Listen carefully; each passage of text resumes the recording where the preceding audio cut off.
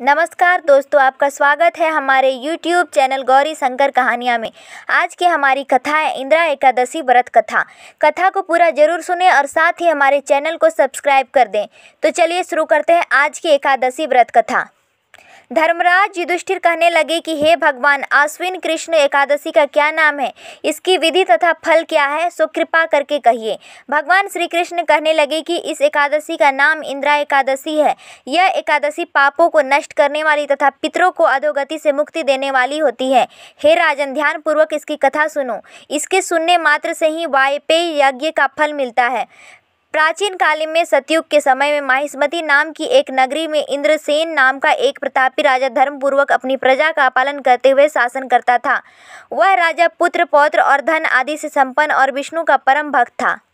एक दिन जब राजा सुखपूर्वक अपनी सभा में बैठा था तो आकाश मार्ग से महर्षि नारद उतरकर उसकी सभा में आए। राजा उन्हें देखते ही हाथ जोड़कर खड़ा हो गया और विधि पूर्वक आसन दिया।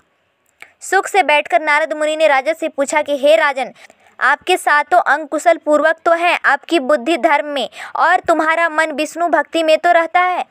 देवर्षि नारद की ऐसी बातें सुनकर राजा ने कहा, हे महर्षि, आपकी कृपा से मेरे राज्य में सब कुशल तथा मेरे यहाँ कर्मादि सुकृत हो रहे हैं। आप कृपा करके अपने आगमन का कारण कहिए। तब ऋषि कहने लगे कि हे राजन, आप आश्चर्य देने वाले मेरे वचनों को सुनो। मैं एक समय ब्रह्मलोक से यमलोक को गया। वहाँ श्रद्धापूर्वक यमराज से पूजित होकर मैंने धर्मशील और सत्यवान धर्मराज की प्रशंसा की। उसी यमराज की सभा में महान ज्ञानी और धर्मात्मा तुम्हारे पिता को एकादशी का व्रत भंग होने के कारण देखा। उन्होंने संदेशा दिया, सो मैं तुमसे कहता हूँ। उन्होंने कहा कि पूर्व जन्म में कोई विघ्न हो जाने के कारण मैं यमराज के निकट रह रहा हूँ। सो हे पुत्र, यदि तुम आश्विन कृष्ण इंदिरा एकादशी का व्रत मेरे निमित्त करो तो मुझे स्वर्ग की प्राप्ति होगी। इतना सुनकर राजा कहने लगा कि हे महर्षि, आप इस व्रत की विधि मुझसे कहिए। नारद जी कहने लगे, आश्विन माह की कृष्ण पक्ष की दशमी के दिन प्रातःकाल श्रद्धा पूर्वक स्नानादि से निवृत्त होकर पुनः दोपहर को नदी आदि में जाकर स्नान करें।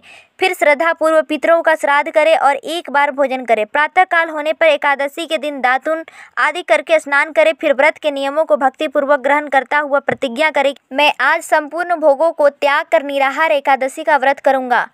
हे पुंडरीकाक्ष, मैं आपकी शरण में हूँ, आप मेरी रक्षा कीजिए। इस प्रकार नियम पूर्वक शालिग्राम की मूर्ति के आगे विधि पूर्वक श्राद्ध करके योग्य ब्राह्मणों को फलाहार का भोजन कराएं और दक्षिणा दें।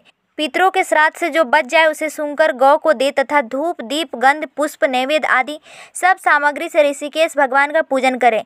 रात में भगवान के निकट जागरण करें। इसके पश्चात द्वादशी के दिन प्रातःकाल होने पर भगवान का पूजन करके ब्राह्मणों को भोजन कराएं। भाई बंधुओं, स्त्री और पुत्र सहित आप भी मौन होकर भोजन करें। नारद जी कहने लगे कि हे राजन, इस विधि से यदि तुम आलस्य रहित होकर इस एकादशी का व्रत करोगे तो तुम्हारे पिता अवश्य ही स्वर्गलोक को जाएंगे। इतना कहकर नारद जी अंतर्ध्यान हो गए। नारद जी के कथनानुसार राजा द्वारा अपने बांधवों तथा दासों सहित व्रत करने से आकाश से पुष्प वर्षा हुई और उस राजा का पिता गरुड़ पर चढ़कर विष्णु लोक को गया। राजा इंद्रसेन भी एकादशी के व्रत के प्रभाव से निष्कंटक राज्य करके अंत में अपने पुत्र को सिंहासन पर बैठाकर स्वर्गलोक को गया। हे युधिष्ठिर, यह इंदिरा एकादशी के व्रत का महात्म्य मैंने तुमसे कहा। इसके पढ़ने और सुनने से मनुष्य सब पापों से छूट जाते हैं और इस प्रकार के भोगों को भोग कर वैकुंठ को प्राप्त होते हैं। हमारी कथा को पूरा सुनने के लिए धन्यवाद। कृपया हमारे चैनल को सब्सक्राइब कर दें।